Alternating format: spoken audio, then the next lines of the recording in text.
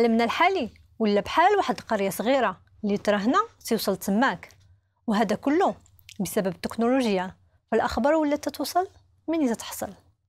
وأنا تنبحث في الإنترنت لقيت بزاف المواضيع والأحكام على المرتد. هذه شي 20 عام ما كانتش الناس عارفة أنه بزاف الناس ولا تتغير من دين لدين أو ولات ما باغية حتى دين، لكن بسبب الفيديوهات والمواضيع اللي ولات تتحط في المواقع على الإنترنت الناس حلت عينيها وعرفت أنه كاين ناس تركت دينها لدين آخر أو معتقدها لمعتقد آخر. وهذا الشيء خلى الأحكام تكتر باللي يعطي الحق واللي ما يعطي الحق، وخلى الناس تتساءل علاش هذا الشيء تيطرى. وحتى في الاجتماعات العائلية ولا هذا الموضوع تيتطرح، علاش الواحد تيتراجع أو يرتد على الدين اللي لقى راسو تيتبعو. السائد في مجتمعنا أن المرتد هو اللي ترك الإسلام، لكن في معجم المعاني الجامع تلقاو مرتد عن دينه تتعني لا اعتنق شي دين أو مذهب وارتد عليه أي تراجع عليه. الردة لغويا تتعني الرجوع في الطريق اللي جا منه الواحد أو الرجوع عن الشيء. كما شفنا أن الردة ماشي فقط لترك الإسلام، ولكن أي واحد ترك الدين ديالو، كان يهودي بوذي أو غيرهم. وفي المسيحية هو الشخص اللي كان مؤمن بالمسيح ونكر المسيح. الردة هي موجودة من زمان وفي كل الديانات، فإذا بحثنا وشفنا التاريخ تلقاو مثلا أن المغرب عرف بزاف تاع الديانات كالوثنية اليهودية والمسيحية قبل دخول الإسلام.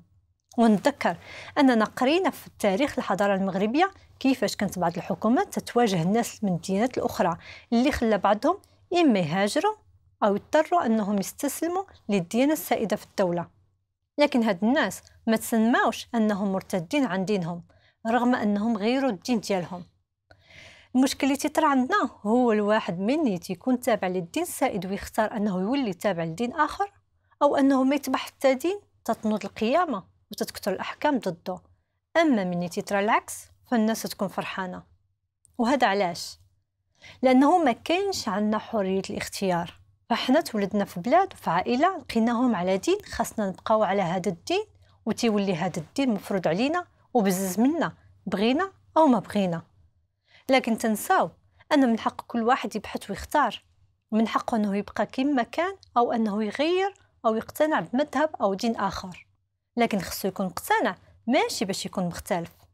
من حق كل واحد فينا يختار المصير ديالو، وما من حق حتى واحد يمنعه في اختيار ديالو.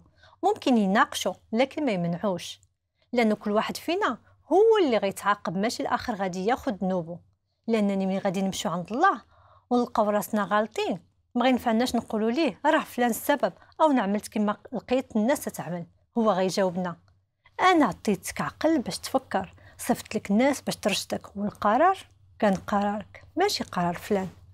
ايه اخويا، القرار قرارك والمصير مصيرك، انت خاصك تختار، ماشي لانك تولدتي في عائله حتى لو كانت مسيحيه خاصك تكون بحالهم بلا ما تفكر. لا، خص القرار يكون قرارك ونابع من قناعتك ماشي من قناعه الاهل او المجتمع اللي انت عايش فيه. لأنه اليوم غتاخد القرار هو هذاك اليوم اللي غتولي فيه يا مسيحي أو غيره. يعني مني نبغي أنا وناخد القرار أنني نتبع المسيح غير باش نولي مسيحية، ماشي نهار اللي تنتولد فيه تنكون مسيحية.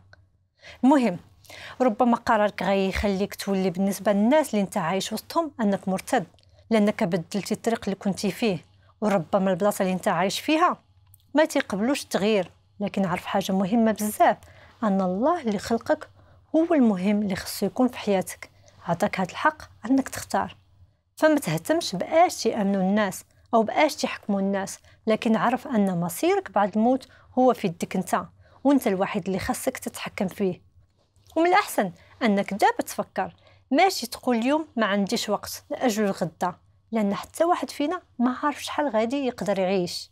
واش غادي تقدر تعيش لحد غدا؟ وإذا متي اليوم اش غيكون مصيرك؟